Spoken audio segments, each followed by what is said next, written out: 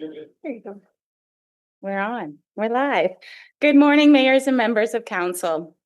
Thank you for allowing me the opportunity to speak today. My name is Jennifer Chevalier, and I am a resident of Georgian Bluffs. I've lived in Grey County for nearly 3 decades now after moving here from Kitchener. I work locally as a painter and have dedicated 28 years to coaching gymnastics in own sound, which has grounded me in community values and a strong sense of responsibility for the next generation. Today, I am here to express a growing concern that under the banner of climate action and sustainable development, our local decision-making is increasingly being shaped by global agendas, often without full transparency or proper public consent. Over the past few years, we have witnessed an influx of policies promoting net zero, ESG, and sustainable development. While these slogans sound admirable, they mask a deeper problem. These initiatives are being driven by international organizations, unelected institutions, and financial networks that do not answer to Canadian citizens. Grey County has already declared a climate emergency and partnered with organizations such as the Federation of Canadian Municipalities Partners for Climate Protection Program, also known as PCP, and the International Council for Local Environmental Initiatives, also known as KICLEI. But we must ask, were these decisions made with the full informed consent of the people most affected? Were the long-term risks, financial implications, and broader consequences fully consulted with the public? We must recognize that Canadians never voted to be governed by global frameworks. These partnerships often tie funding and our money to ideological commitments, not practical outcomes rooted in local realities. True stewardship should be grounded in local knowledge, not global mandates. Furthermore, the idea that the science is settled is itself unscientific. Science is a process of continual questioning, testing, and refinement. Instead, what we see is the politicization of science to justify massive economic and social transformations without full public consultation. Let's be clear. Canada is already a carbon negative country when we account for our forests, wetlands, and natural carbon sinks. We are stewards of some of the cleanest air, land, and water on the planet. Vilifying carbon dioxide, a life essential gas, is neither scientifically accurate nor environmentally wise. Blanket global policies replace democratic governance with technocracy. They elevate unelected experts over citizens' voice. They tie access to infrastructure, funding, and even basic services to ideological alignment, not practical need. We are also witnessing a growing threat to Canadian sovereignty, not only from foreign comments, such as the recent remark by US President Donald Trump suggesting Canada could become the 51st state, but more insidiously from within. Increasingly, we are seeing the encroachment of international agendas into our domestic policymaking, driven by unelected global institutions and facilitated by actors within our own government who align with these organizations. Many Canadians proudly embraced the elbows up mentality, believing it signaled resilience and strength for our country.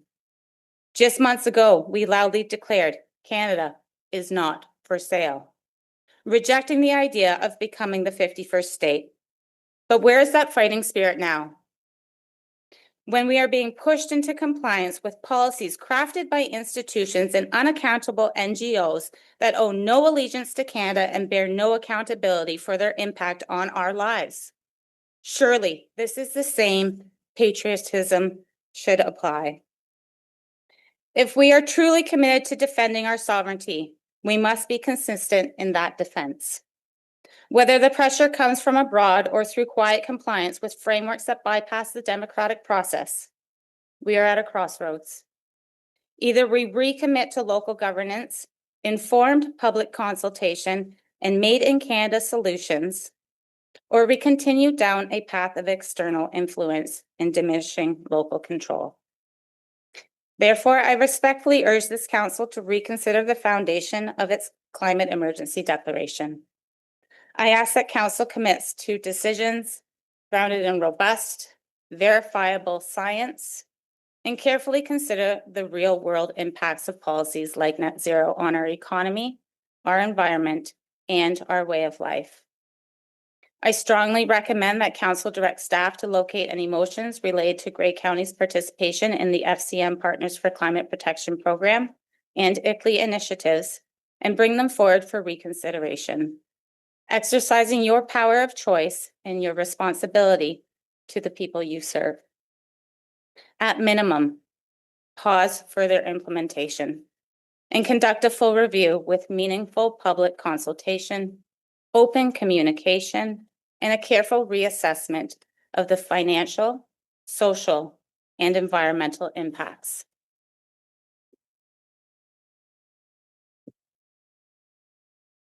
Thank you once again for the opportunity to speak.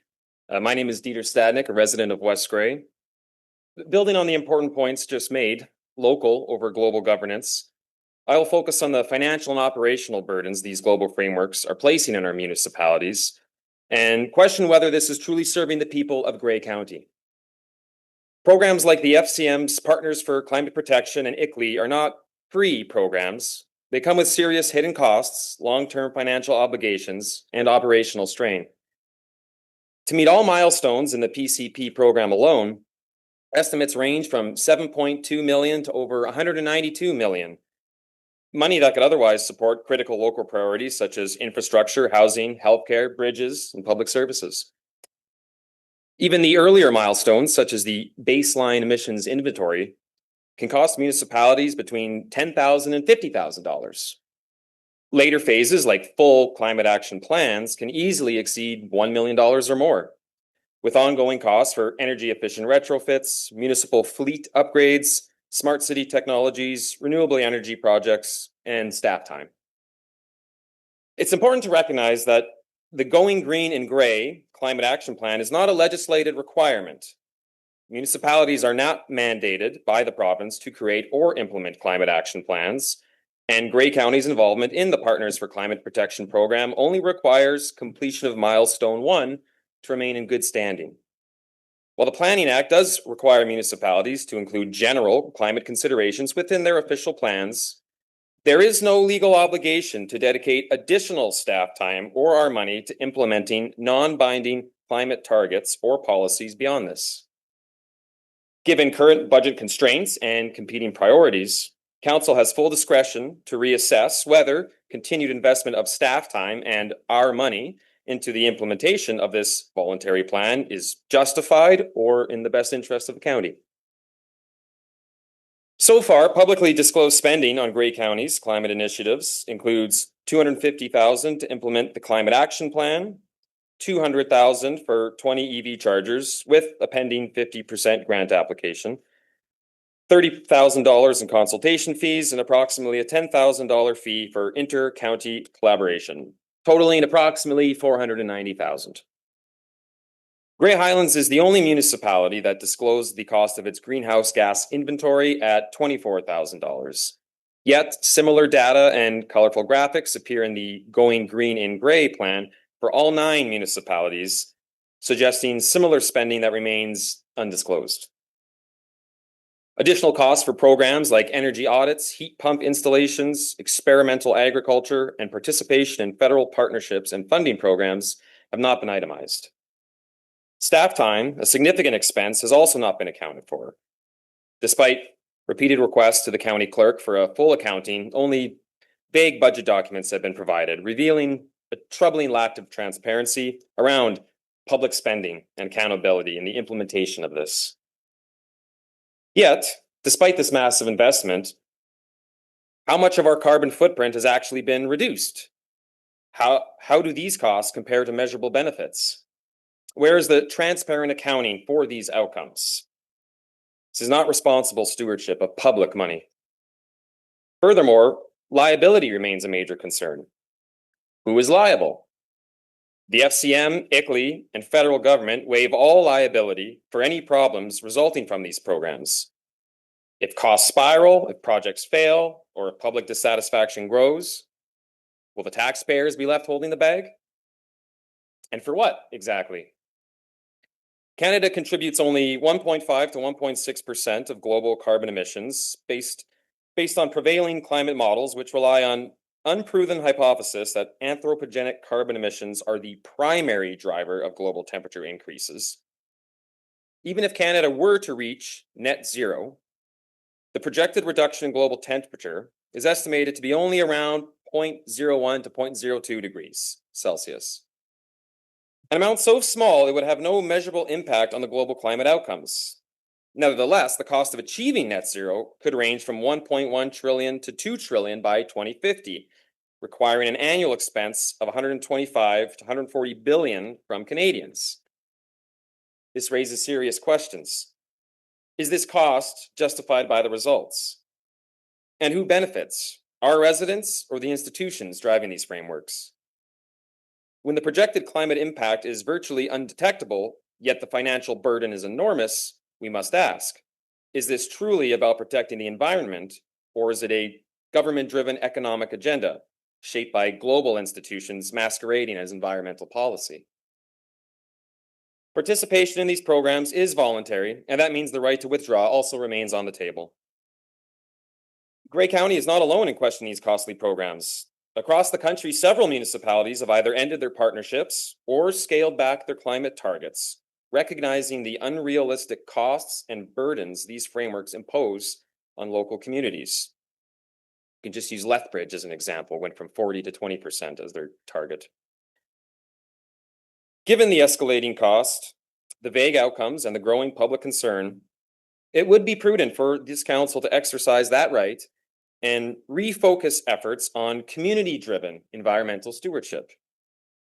Real, locally rooted initiatives such as volunteer-led tree planting, supporting farmers markets, composting programs, and water conservation provide tangible environmental benefits without the bureaucratic overhead and massive financial strain.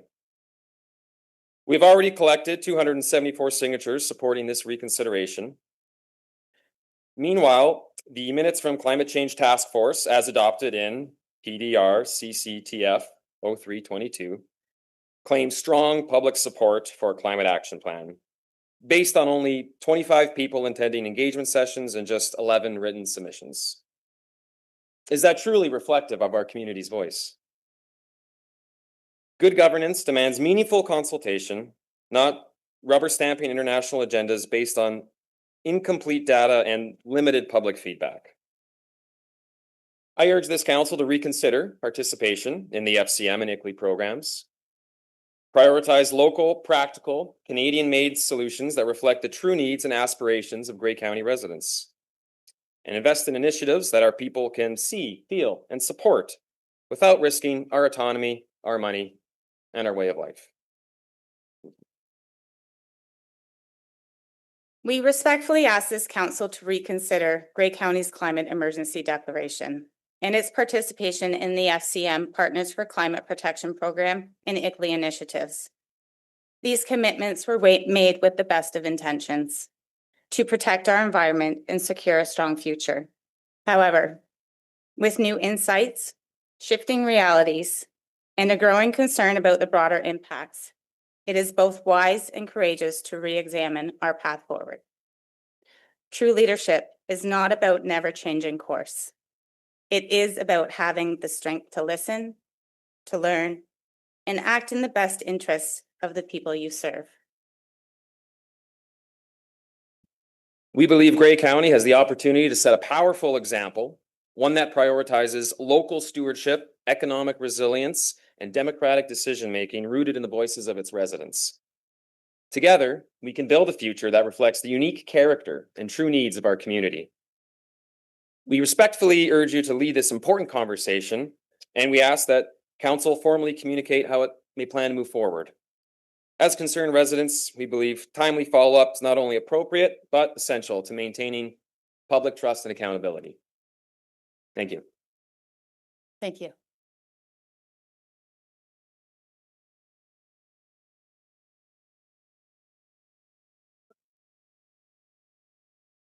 Okay, thank you very much. So at this point in time, I'll just ask that I can see on the screen our council members that are committee of the whole members that are online. While that comes up, I'll look around the room if there are any questions from the horseshoe, questions for clarification. Okay, we have a question from Councillor McQueen. Thank you, Madam Warden. It's more of a comment in the sense that realization that I think we would all agree that the weather is changing. Would that be a fair statement? Our weather. Yeah, no, I mean, in the sense of our climate, our longer summers are, as a farmer all my life, like I've seen that. I guess that's my question. Would you agree that we have seen a change in our lifestyle from the weather, from the snowstorms that we used to get in the 70s to the winters that we get now today? Now, mind you, this past winter was a little bit more. Yeah. Sorry. Historically, we have seen massive changes in weather. So 1970s, for example, we were in a cold climate, a mini ice age. Now we're seeing warmer temperatures, which is something that naturally happens. We can't control it. It's up to the earth what it decides that what period it decides to be in. I was just going to build off that. It's all also trying highlighting the connection between policies and versus impact as well. That's one thing, fair statement. And then it's another to say, well, if we spend money on this, that will change. Looking at the one infographic of the large portion of other countries, there's a global issue, other countries and their output, we are in Grey County especially dwarfed. And that's as taxpayers that's a lot of things that, well, people here in the audience are concerned with the amount of money in this pursuit that may we might be thwarted in all efforts by people in other parts of the world. Okay, any other questions? Questions for clarification? We'll go to Councillor Greg. Just a comment. Just want to thank you for the presentation today. We try to lead by example here and represent all the interests in the community. I see, yes, the plan is always changing. It's been changing for millions of years. It's going to be changing long after we are all gone. I see the preeminent problem that we haven't identified yet, or we've identified it, we have chosen not to realize it. But that is that we are consuming resources at a unsustainable pace. We have no idea the type of inflation that will come as we start to exhume all remaining fuel sources, and we still have our underlying needs. I think in 1980, we were the second highest per capita carbon using nation in the world. We're down 20% from 1980, according to stats, but we are still the second highest in the world in terms of per capita carbon footprint. So we here try to lead by example. I think we need to try to lead by example. We try to, I hope that we continue to invest in initiatives and technologies that are going to continue to lessen our carbon footprint, which we realize is very high on the global stage, but respond in a leadership type of way that the whole planet has to change. We can't continue to bring individuals from low carbon footprint countries to live in a very expensive per capita carbon footprint country in Canada. It's a climate that is not conducive to having a low carbon footprint.